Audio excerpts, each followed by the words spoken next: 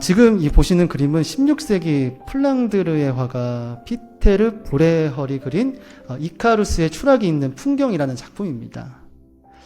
작품을 보시면은 화면 가운데에는 이 밭을 가는 농부가 있습니다. 그리고 그 곁에는 양떼를 지키는 목동이 있고 또 이렇게 바닷가에는 낚시를 하는 사람도 있습니다.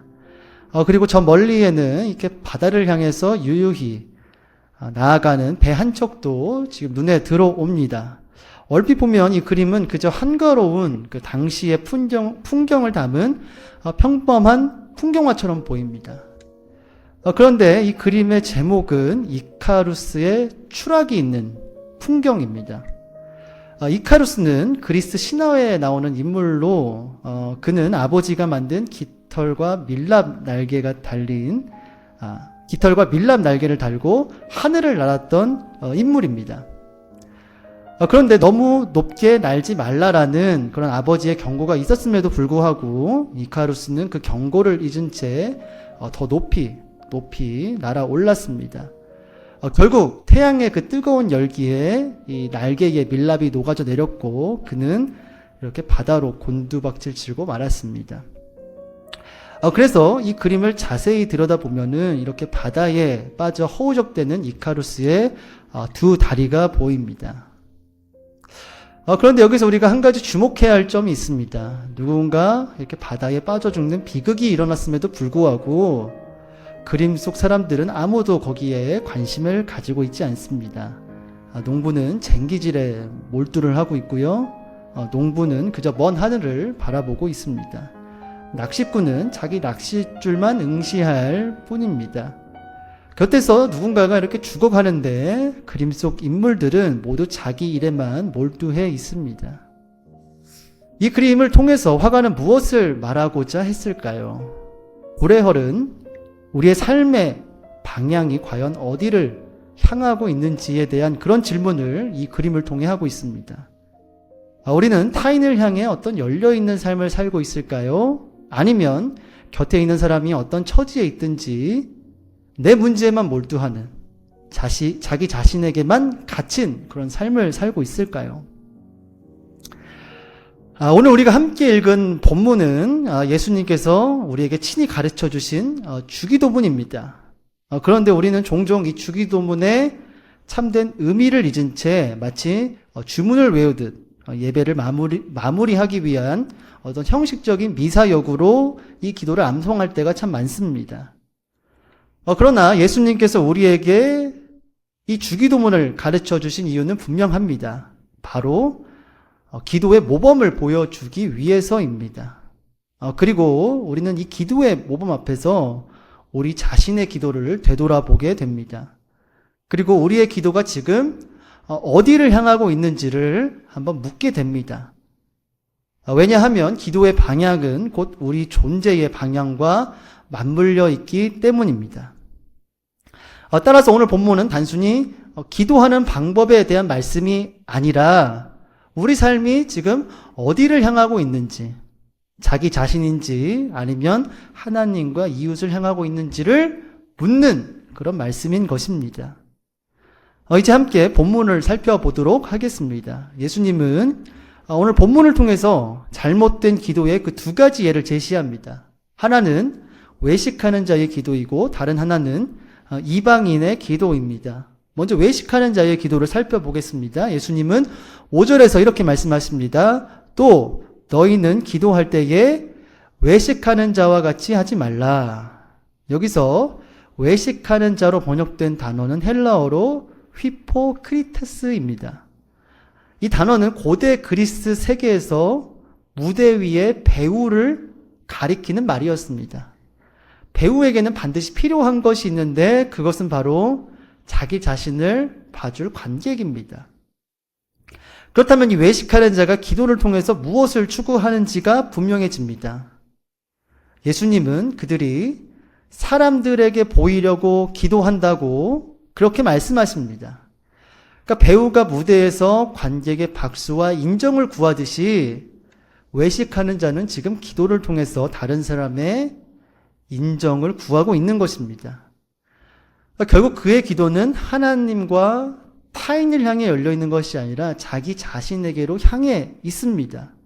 왜냐하면 그가 진짜로 기도를 통해 구하는 것은 다름 아닌 자기 자신의 명예이기 때문입니다. 예수님은 바로 이 부분을 지적하신 것입니다. 그러니까 예수님은 지금 기도의 방향이 자기 자신에게로만 굽어 있는 그런 자기 중심적 기도를 경계하신 것입니다. 그래서 예수님은 6절에서 이렇게 말씀하십니다.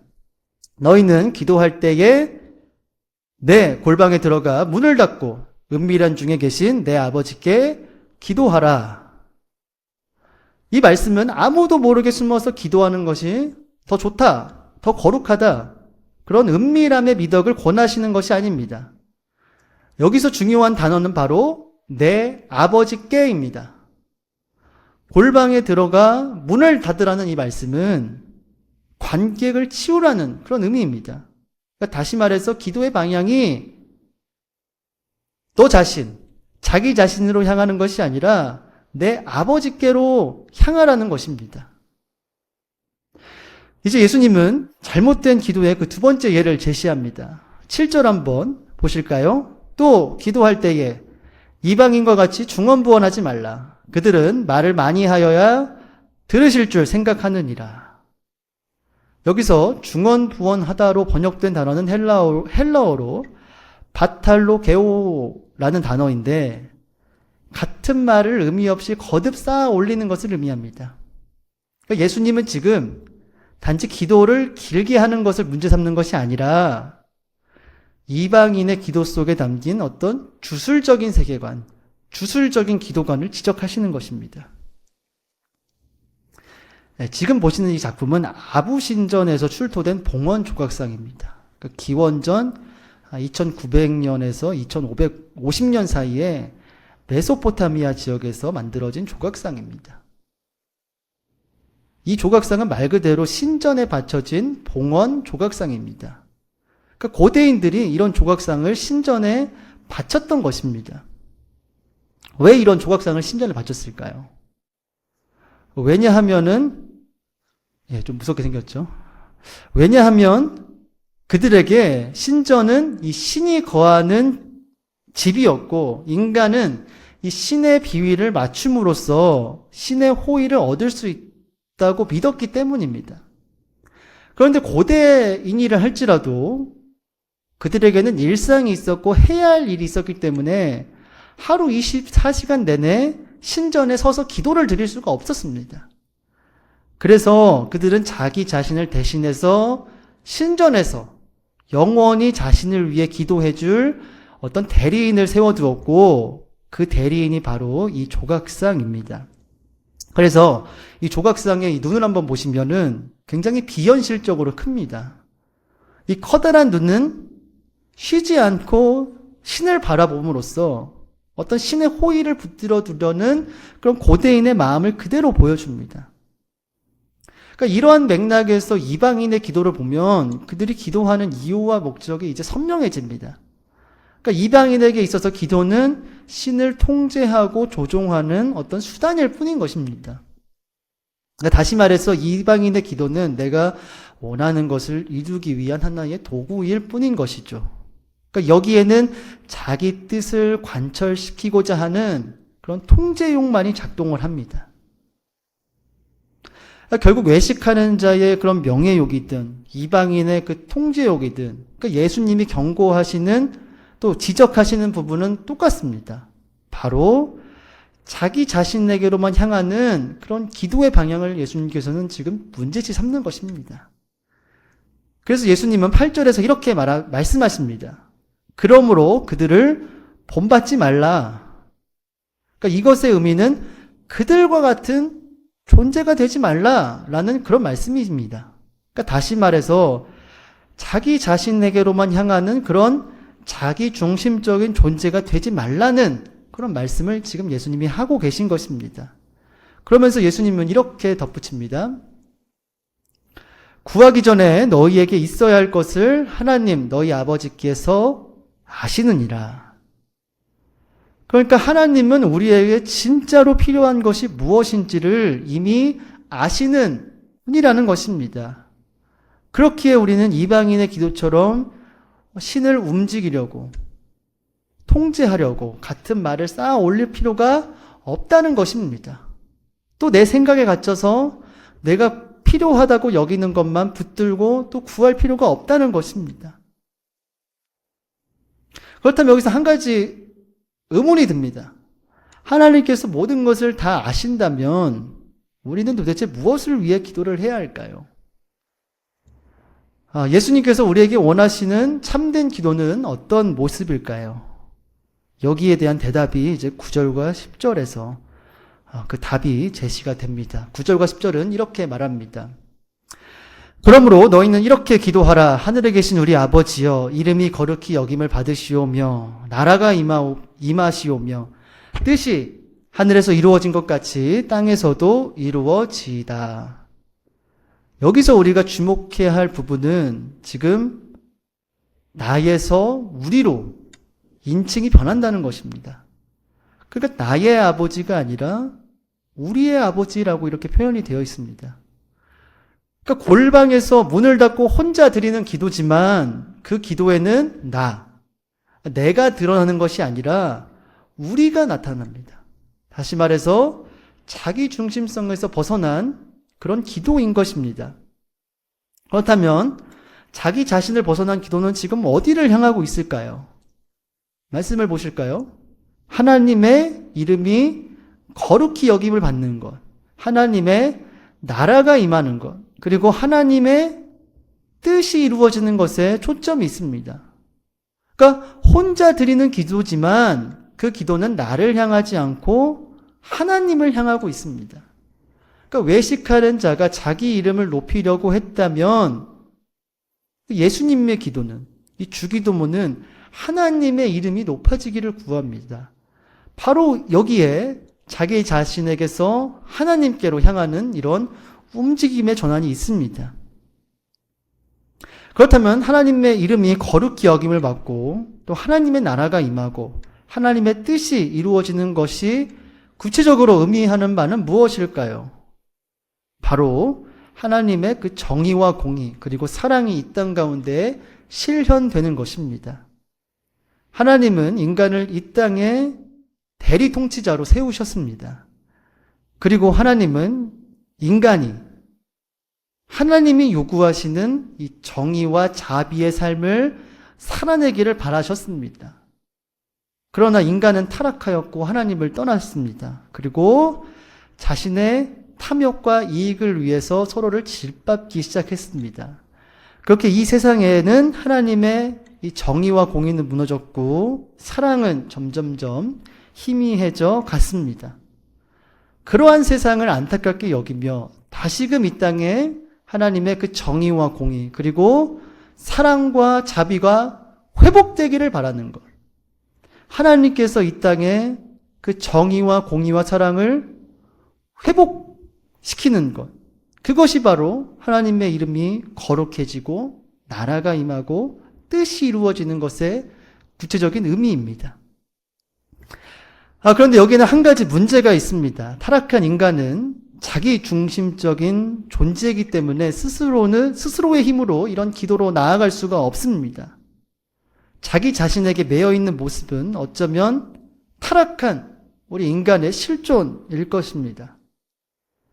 그래서 우리의 마음 깊은 곳에서 이런 기도가 흘러나오려면 하나님의 은총이 필요합니다. 그래서 예수님은 9절을 보시면 하나님을 우리 아버지라고 부르신 것입니다. 그러니까 하나님이 우리의 아버지 되셔서 우리를 품어주실 때 그 하나님의 은총과 사랑을 경험한 사람만이 비로소 자기 중심성에서 탈피하여서 하늘로 하나님이 계신 그 하늘의 보좌로 향할 수가 있는 것입니다. 이렇게 영혼의 방향이 하늘로 향한 사람은 이제 자기 자신이 아니라 그 영혼의 방향이 타인으로 향하게 됩니다. 11절과 12절, 13절을 다 같이 한번 읽겠습니다. 오늘 우리에게 일용할 양식을 주시었고 우리가 우리에게 죄진 자를 사하여 준 것 같이 우리 죄를 사하여 주시었고 우리를 시험에 들게 하지 마옵시고 다만 악에서 구하시옵소서. 여기서도 중심은 나가 아니라 바로 우리입니다.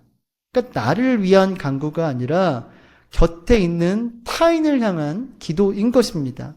11절을 보시면 가장 개인적이고 육체적인 필요를 구할 때조차 내 것만을 구하지 않습니다. 이웃이 먹고 사는 문제에도 관심을 가집니다. 나의 양식만을 구하는 것이 아니라 너의 양식, 우리의 양식까지 함께 구합니다. 12절을 보시면 죄라는 단어의 원래 의미는 빛입니다. 그러니까 서로가 서로에게 빛을 지고 있지만 그 빛을 서로 탕감하라는 것입니다. 그러니까 이것은 용서와 연결이 됩니다. 그러니까 서로가 서로를 위해 분노와 앙금과 어떤 복수심을 내려놓기를 지금 구하라는 것입니다. 마지막으로 13절을 보시면 시험과 보호를 위해 기도합니다. 이 기도 역시 나의 안전만을 위해 기도하는 것이 아니라 내 곁에 있는 모든 사람들의 안전을 위해서도 기도하는 것을 우리가 살펴볼 수 있습니다. 이렇게 예수님은 우리가 드리는 작은 간구 하나하나가 자기 자신이 아니라 타인까지 열려있기를 원하시고 계신 것입니다. 그리고 예수님은 이제 14절과 15절에서 이렇게 말씀하십니다. 너희가 사람의 잘못을 용서하면 너희 하늘 아버지께서도 너희 잘못을 용서하시려니와 너희가 사람의 잘못을 용서하지 아니하면 너희 아버지께서도 너희 잘못을 용서하지 아니하시리라. 그러니까 예수님은 방금 앞에서 언급하신 용서에 대해서 한 번 더 말씀하십니다. 그러니까 예수님이 지금 용서에 대해서 한 번 더 언급하신 그 이유는 분명합니다. 그러니까 우리는 기도 응답을 생각하면 보통 내가 기도한 것, 내가 소원한 것이 이루어지는 그 정도로만 생각을 합니다. 그러나 예수님이 진정으로 원하시는 그 기도 응답, 기도의 열매는 그 나의 소원 성취 정도에서만 머무르지 않습니다. 그러니까 우리의 교회가, 또 내가 속한 공동체가, 그리고 우리가 살고 있는 이 세상이 하나님 안에서 서로를 용서하고 또 용서받는 공동체가 되는 것. 다시 말해서 깨어지고 병든 그 모든 관계가 회복되어서 서로 사랑하는 공동체로 나아가는 것. 이것이 바로 예수님의 궁극적인 기도의 응답이자 열매인 것입니다. 그렇다면 오늘 예수님께서 우리에게 알려주신 이 주기도문의 핵심은 분명합니다. 자기 자신을 향하던 그 기도에서 하나님과 이웃을 향하는 기도로 돌이키려는 것입니다. 그렇기에 오늘 이 말씀은 우리가 처음에 살펴본 이 불의 헬의 그림처럼 우리에게 준엄하게 묻고 있습니다. 지금 우리의 존재는, 그리고 우리의 기도는 어느 지점을 향하고 있을까요? 자기 자신일까요? 아니면 하나님과 이웃, 그리고 이 세상을 향해 열려 있을까요? 오늘 말씀을 우리 삶에 적용하며 한 편의 소설을 좀 소개해드리겠습니다. 미국의 작가 마크 트웨인의 전쟁을 위한 기도라는 그런 짧은 소설입니다. 작품의 줄거리는 이렇습니다. 그러니까 소설은 온 나라가 전쟁의 흥분으로 들끓는 것으로 시작을 합니다. 자원 입대한 장병들이 거리를 행진하고 사람들은 이 전쟁의 참혹함보다는 승리의 영광만을 상상을 합니다. 장병들이 전선으로 떠나기 전날 그 주일 아침에 온 국민이 이제 교회에 모여서 예배를 드리고 예배를 집도하는 목사는 전쟁을 위해 기도합니다. 그때 이제 한 노인이 등장하여서 그 공동체를 향해서, 그 나라를 향해서 하나님의 뜻이 무엇인지를 전하는 그런 내용이 이 소설의 골자입니다. 이 소설을 조금 길지만 좀 압축하여서 읽어드리도록 하겠습니다. 벅찬 흥분이 온 나라를 휘감던 시절이었다. 온 나라가 무기를 들고 일어섰고 전쟁이 터졌으며 가슴마다 애국의 거룩한 불길이 타올랐다. 날마다 젊은 지원병들이 너른 대로를 따라 행진하였다. 새 군복을 차려입은 모습이 늠름하고 멋졌고 아버지와 어머니, 누이와 연인들은 벅찬 감격에 목이 메어 그들이 발맞춰 지나갈 때 환호를 보냈다. 마침내 일요일 아침이 밝았다. 이튿날이면 부대가 전선으로 떠날 참이었다. 교회는 빈틈없이 들어찼다. 지원병들도 와 있었고 그 앳된 얼굴마다 전쟁의 꿈이 어려 있었다. 예배가 이어졌다. 구약에서 전쟁을 다룬 대목이 낭독되고 첫 기도가 올려졌다. 뒤이어 오르간 소리가 건물을 뒤흔들자 회중은 한 몸처럼 일어나 눈을 빛내고 가슴을 두근거리며 그 장엄한 노래를 쏟아냈다. 두려우신 전능자여, 만물을 정하시는 이여, 우레는 당신의 나팔이요 번개는 당신의 거민이이다. 이윽고 긴 기도가 이어 시작되었다. 그토록 간절하고 그토록 마음을 울리는 아름다운 기도를 일찍이 들어본 이가 없었다. 기도의 골자는 이러했다. 자비롭고 인자하신 만민의 아버지께서 우리의 고귀한 젊은 병사들을 굽어 살피시고 애국의 사명을 다하도록 돕고 위로하며 힘주시기를, 복을 내리고 전투의 날 위험의 때에 그들을 지켜주시기를, 전능하신 손으로 그들을 받쳐 강하고 담대하게 하시며 피비린내 나는 싸움과 당할 자가 없게 하시기를, 적을 무찌르도록 도우시고 그들과 그들의 국기와 나라의 영원한 명예와 영광을 내려주시기를. 그때 낯선 노인이 들어와 느리고 소리 없는 걸음으로 가운데 통로를 걸어 올라왔다. 모두가 의아한 눈으로 그를 쫓는 가운데 그는 말없이 나아갔다.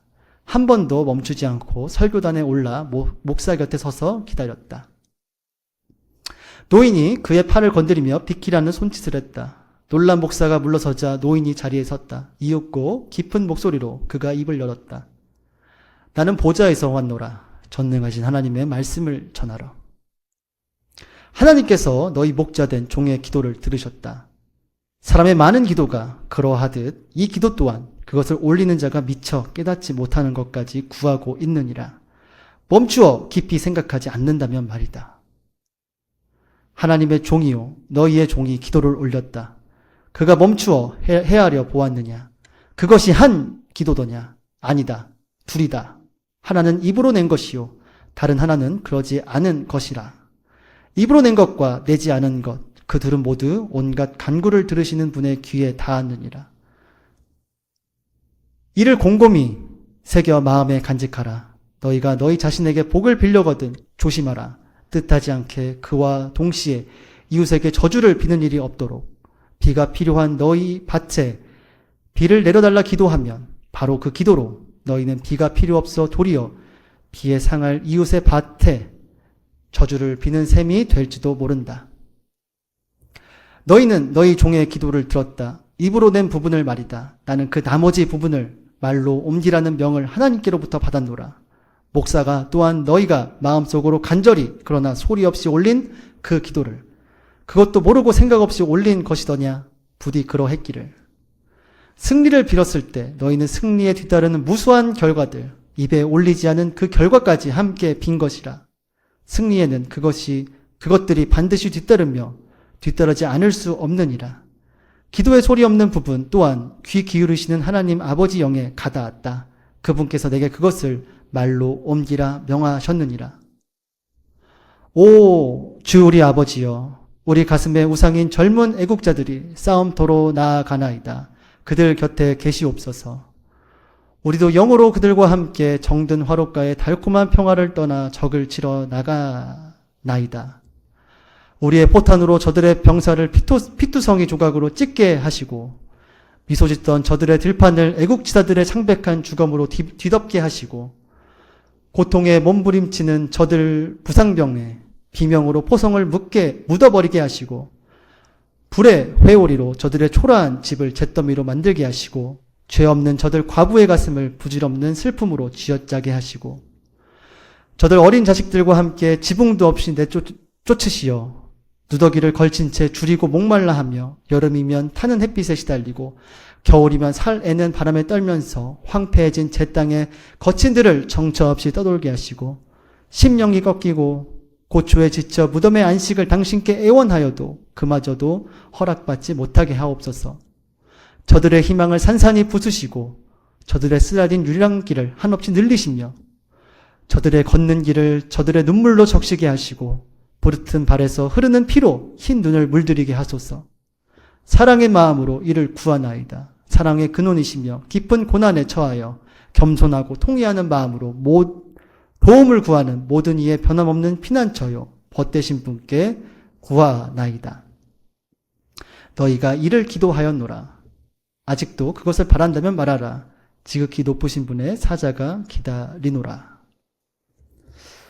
마크 트웨인의 소설은 이렇게 끝을 맺습니다. 그러니까 마크 트웨인의 이 소설은 짧지만 기도에 대한 우리의 생각을 되돌아보게 합니다. 그러니까 우리의 기도가 자기 자신으로에게만 향할 때, 배타적이게 될 때, 그 기도는 기도가 아니라 타인을 해칠 수 있는 무기가 될 수 있다라는 그런 준엄한 경고를 우리에게 던집니다. 그러니까 우리가 하나님과 타인을 향한 기도로 나아가지 못하고 우리의 기도가 늘 자기 자신만을 향하여서 내 욕망을 채우는 수단이 될 때 그것은 기도가 아니라 종교의 탈을 쓴 저주가 될 수 있다는 것을 마크 트웨인은 소설을 통해 말하고 있습니다. 이런 맥락에서 예수님께서 우리 주기도문을 통해 우리에게 말씀하시는 바는 분명합니다. 한숨과 같이 짧은 한마디의 기도라도 그 기도가 나만을 위한 어떤 특정 공동체를 위한 배타적인 기도가 아니라 하나님을 향한 기도일 때, 그리고 세상과 이웃을 향한 기도일 때 하나님께서는 그런 기도를 기히 받으신다는 것입니다. 그리고 그러한 기도가 우리 가슴 깊은 곳에서 흘러 나오는 것은 우리의 힘과 능력만으로 되는 일은 아닙니다. 타인을 향해 열린 마음, 또 깨어진 세상을 보며 애통해하는 마음은 오직 성령의 능력으로만 가능합니다. 그래서 사도 바울은 로마서 8장 26절에서 이렇게 말합니다. 이와 같이 성령도 우리의 연약함을 도우시나니 우리는 마땅히 기도할 바를 알지 못하나 오직 성령이 말할 수 없는 탄식으로 우리를 위하여 친히 간구하시느니라. 그리고 우리가 이러한 작은 기도를 드릴 때마다 비록 불완전할지라도 우리는 조금씩 자기 중심 속에서 벗어나 하나님과 타인을 향해 열린 존재가 되어 갈 것입니다. 그래서 우리의 존재가 우리의 기도를 빚고 또 우리의 기도가 다시금 우리의 존재를 빚는 그런 선순환의 역사가 우리 가운데 있을 것입니다. 그렇게 우리가 자기 중심성에서 벗어나 서로를 용서하고 품고 사랑하는 공동체가 될 때 하나님의 이름이 거룩히 여김을 받고 그 나라와 뜻이 이 땅 가운데 임할 것입니다. 마지막으로 로댕의 대성당이라는 작품으로 오늘 설교를 마무리하겠습니다. 우리가 흔히 떠올리는 대성당은 하늘 높이 솟아오른 어떤 고딕 성당, 고딕 교회의 모습을 떠올립니다. 그러나 로댕은 진정한 교회의 모습을 서로를 향해 세운 이 두 손으로 이렇게 표현을 했습니다. 그러니까 손과 손이 함께 들려 올라가는 이 모습은 마치 우리가 기도할 때 모으는 우리의 두 손과 같습니다. 우리의 기도, 또 우리의 교회가 이러한 모습이 되었으면 좋겠습니다. 비록 기도할 때 우리는 우리의 두 손을 모으지만 이 두 손이 우리의 손에만 머무르지 않을 때 그 손이 하나님의 보좌가 있는 그 하늘을 향하고 또 곁에 있는 타인의 손과 만날 때 우리의 기도는 하나님이 원하시는, 또 하나님이 진정으로 기뻐 받으시는 그런 기도가 될 것입니다. 로댕이 이 두 손으로 참된 교회를 표현한 것처럼 우리의 기도도 자기 자신이 아니라 하나님을 향해 있는, 또 이웃을 향해 있는 그런 상승하는, 또 옆으로 퍼져나가는 그런 기도가 되었으면 좋겠습니다. 그리고 그 기도의 방향을 따라 우리 존재 자체도 자기 자신에게 얽매인, 닫힌 존재, 어떤 폐쇄적인 존재가 아니라 하나님과 이웃을 향해 열려있는 그런 존재가 되었으면 좋겠습니다. 우리 모두가 그런 열린 존재가 되길 바라길 진심으로 축복합니다.